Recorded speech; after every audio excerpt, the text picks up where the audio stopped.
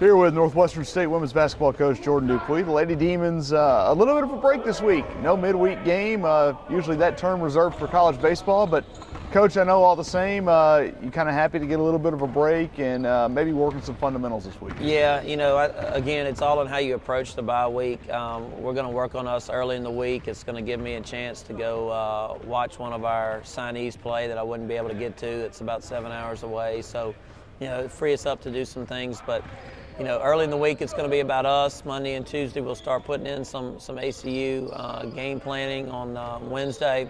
Really hit film hard on them Thursday and Friday and finalize the game plan. Today, it's about us lifting, getting a good weightlifting session in. We're going to do a long film session on the game Saturday and then doing some fundamentals and shooting and sharpen up some offensive stuff today on the court. So I'm going to try and save their legs to a degree early in the week and then hit it hard Wednesday, Thursday, Friday. We talked about it a little bit Saturday afternoon after the game. If you could just bottle up that last 4 or 5 minutes from Saturday's game and expand it over 40 minutes, you'd be a really, really good team, a really dangerous team. Absolutely. It's difficult to play that way for 40 minutes if you're not playing 10, 11, 12 people.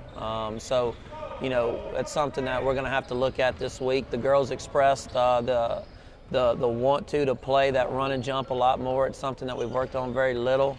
But our other press that we run, our 2-2-1, you can sustain over the course of 40 minutes because we play it 3 different ways. But that run and jump with that kind of intensity over the course of 40 minutes, you've got to be in great shape. And like I said, play 10 or 12 people. But you look at that game, I rewatched it, and the ability for our ladies to not give up and to fight. Down 20, it's 58-38 with 3:59, and with 22 seconds left, it's 64-60. So we did everything we could in that last 4 minutes. Like you said, if we could bottle it up and do that over the course of 40, our record could possibly be flip-flopped. You talked about it a little bit on the radio just before you got in here. There were some good things that came out of that game, and one of those was the effort, and I think that's what you mentioned. It's not necessarily the effort that's gone down at any point. Sometimes it's just the execution and simply making shots. Right, and we missed 12 layups in that game, what we consider makeable layups around the rim. And looking at it, I think we're expecting contact when contact really isn't there, or trying to hurry up and get it off instead of finishing the shot. But if you make some layups, and say you make 6 of those, you change the whole entire game, the way the game needs to be played. We're getting open shots that we're just not knocking down. So again, the execution is there. I tell them all the time, it's our job as coaches to put them in positions to be successful. It's their job to finish the plays, and we just haven't done that yet. But again, we're right there. We're going to stay positive with them. We're going to keep grinding, and hopefully, a victory in Abilene can turn your whole season around. When you look at Abilene, they've been so veteran-laden the last couple of years. Obviously, great runs, although not eligible for the conference tournament. You look at them now, I think a lot of people maybe thought they'd take a couple of steps back, losing what they did. They haven't. Obviously, Julie Goodenough does a great job out there, and it's going to be a challenge for you going out there. Absolutely. They're going to be a difficult matchup. Julie does do a great job. Talked about it on the radio with Ted that, not only are their game plans really good, but their in-game adjustments are really good as well. And, they're going to spread you out all over the floor. Their ability to score the ball from the perimeter is going to be a difficult matchup for us, so we're going to have to look to do some things differently this week in order to be able to match up with them. We can't just sit in our matchup zone because they can shoot it so well. So, it's going to be a tough game, one that we're going to prepare for.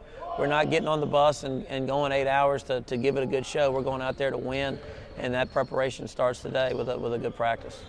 Looking at your numbers, and you mentioned the matchup zone and scoring from the perimeter, you lead the conference in three-point field goal defense. Now, the last couple of games, it's been very odd. Opposing teams have started well and really scuffled from outside from the second quarter on.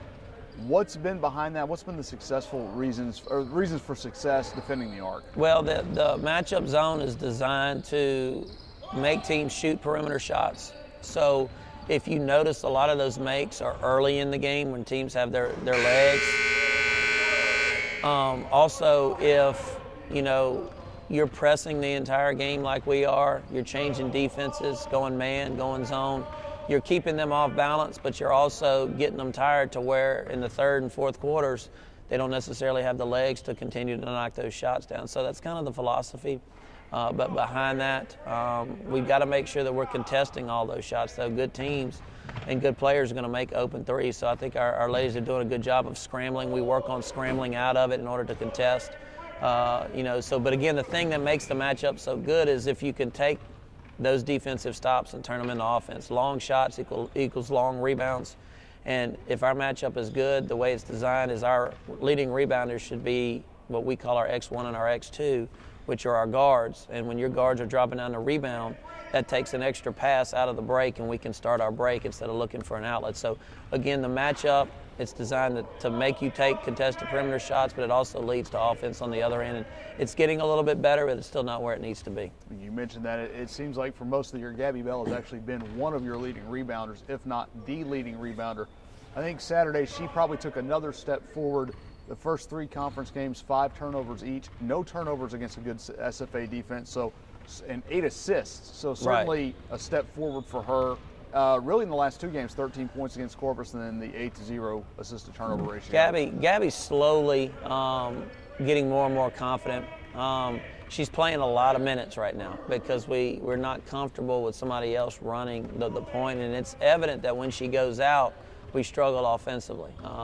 So even if Gabby isn't scoring, she's getting us into what we need to get into. She's communicating what defense we need to be in. She's an extension of me on the court, and she's going to continue to get better and better. You look at what she did against Corpus and pushing the ball up the floor, getting us into early offense. There was one time where they scored, she got the outlet, and Al drove everybody to the rim and got the and one, which kept us going. So she's doing a lot of good things, and like you said, 0 turnovers against a great SFA defense, one that's constantly changing their defenses, is good for her, and something that we're going to mention to her in film today to continue to build her confidence. And because in all honesty, we need her to play well in order for us to win. And I think we've talked about it. No Beatrice Atura this year. That was 20 points and 6 assists, 5 to 6 assists a game.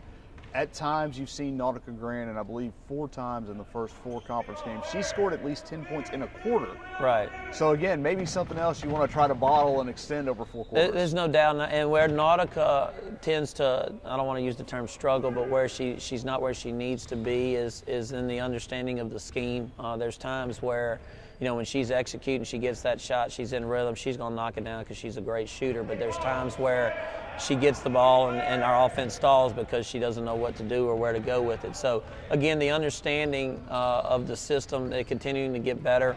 Not only the system, but the game plan as well. When you understand those 2 things and then everything becomes a reaction versus having to think and slow down, you see the results. But I don't want her to think when it comes to shooting. If she's in rhythm and she's open, she needs to shoot the basketball. That's why we brought her here to do that. And she's very capable of giving us a 30-point game. You look at that McNeese game, scored in a variety of different ways, had 27 points. She's had a couple quarters where she's had over 10, but I need her to score 4 to 6 every quarter in order for us to be successful, especially with Cheyenne's 15 to 20 points not there right now. She knows that.